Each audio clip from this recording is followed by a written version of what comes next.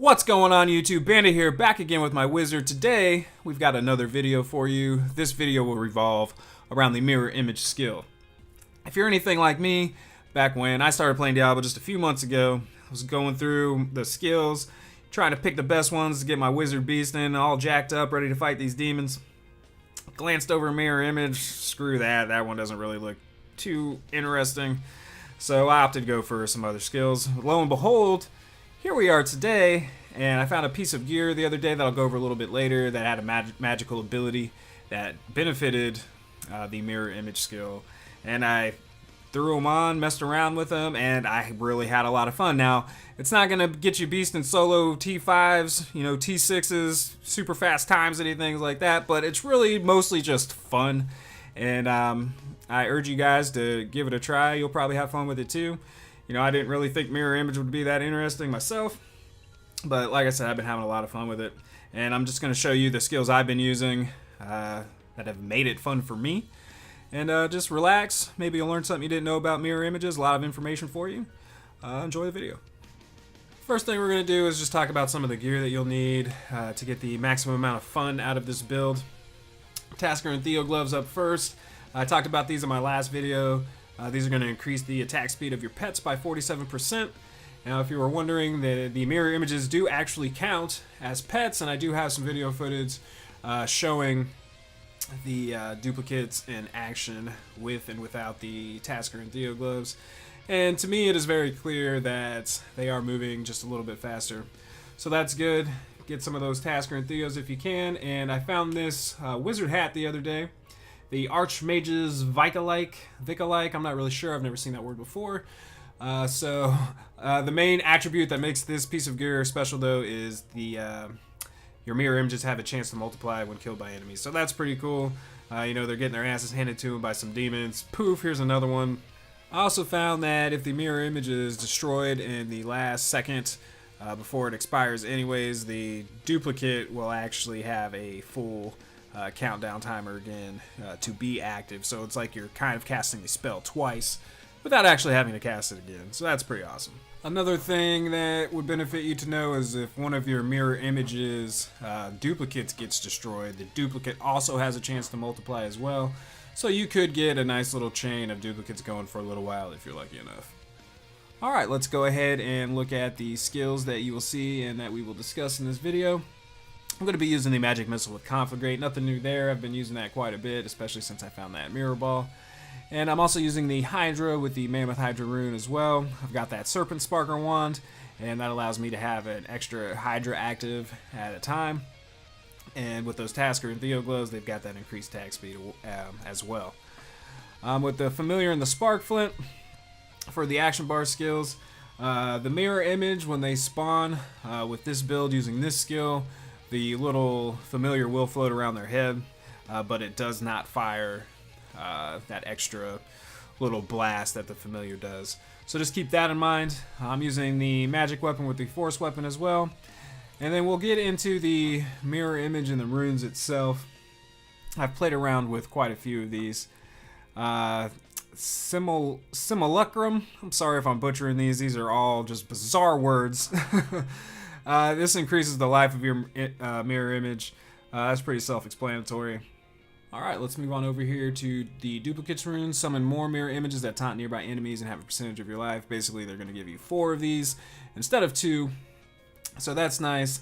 And it's also important to know that with the Archmage's hat that we found, it does apply to this particular rune as well. I looked on the Diablo 3 wiki, and it's pretty outdated, and a lot of the information that they had on here for the mirror image was out of date. So I thought I'd test it myself, and it does work, so you can get a nice chain going with this rune and with 4 duplicates as well.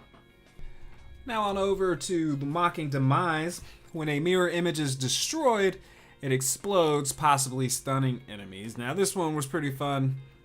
I used it for a little bit, and the major thing about this is when it does explode and it gives you crit hits. I was getting normal sized crit hits. I was getting them up, my character has it up in like the high millions, 2 millions. I was getting about 2 million crit hits. So it's not just like a nerfed one for this skill. You will actually get a full crit hit when they do explode. Now moving on over to the extension of Will Rune, increase the duration and life of your mirror images.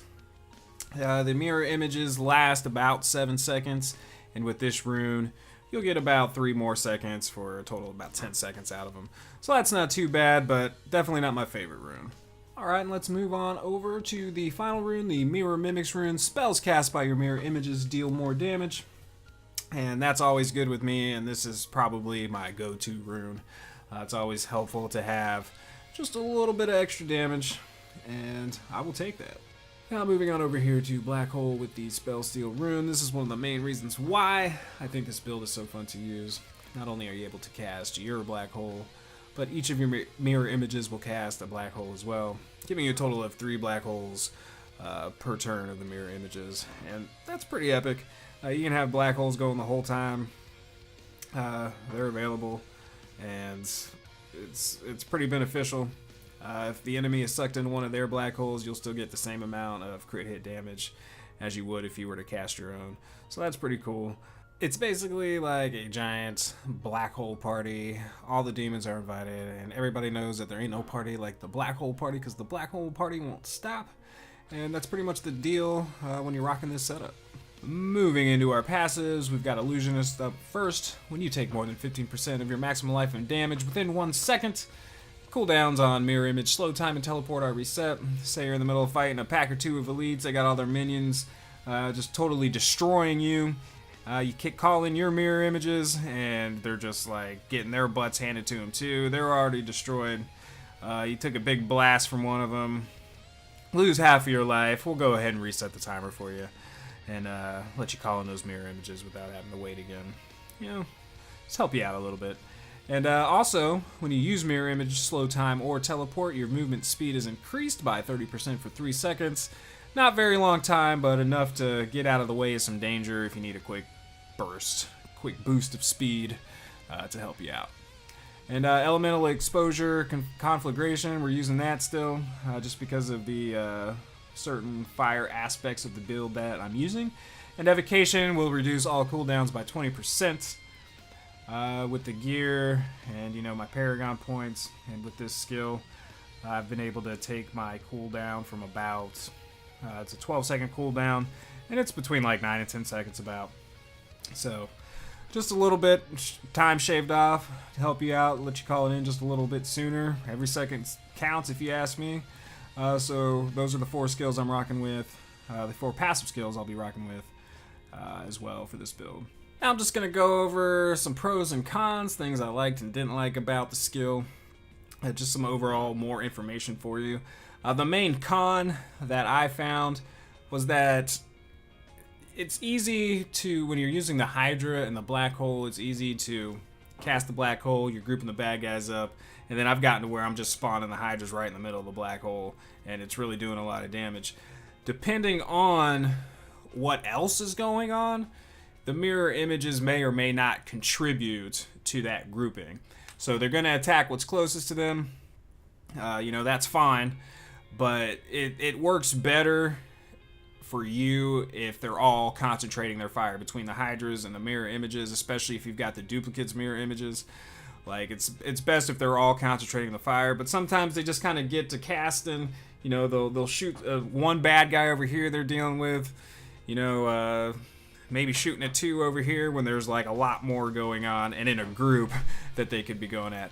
But, you know, that's all just part of the balancing of it, I guess. That's fine. So you're going to want to try to definitely use them, though, to concentrate fire as much as you can, because that's the effect we want and that we're going for, and that makes them beneficial. Just a couple of cons. There's definitely more pros, though. The first being is that these are exactly what I wanted the Hydras to be. I know in my last video I was talking about how I wish the Hydras would distract and take damage. Well, ladies and gentlemen, that is what the mirror images are for. Anything that I can do to keep the heat off of me and focused elsewhere, I'm gladly accepting of. The next pro is the multiple black holes. I know I've talked about this before already, but it's the reason I think what makes this skill so fun, because they don't work, the mirror images don't cast every single skill that's available to the wizard. I haven't played around with much of them to know what works and what doesn't, I was told that the meteor shower doesn't work with the mirror images. They just won't cast it. And also the Archon does not work either. I tried that myself. So just keep that in mind. But I don't really think that, between the Hydra and the black hole that you really need too much else. They're constantly being sucked into the black holes, and to have 3 of them up, man, while per turn is just incredible. The next pro is the short recharge time. Obviously, if you've got the gear and the Paragon points set to cooldown reductions, you'll be able to cast this pretty much instantly over and over again. So that's good. And another pro is that they will break free if the mirror images aren't cast already and you are jailed by a jailer. You can pop those bad boys and you'll be out of the snare. So all these add to what makes the build incredible and what makes it so damn fun to use. Well guys, that's it for me and the Wizard. Thank you for watching. I hope you enjoyed the video, and I hope you learned something that you may not have known before about the mirror image skill. Like I said, it was very fun to use, very fun build, and I challenge you to use some of the other spells. Like I said, I haven't used much of them to see what works well and what doesn't with the mirror images. I just know that I like this. So if you have any other ideas, anything that you've tried that has worked and worked, let me know, because I'd be curious to know myself. And I guess that's it. Till next time, y'all stay beastin'. Peace out.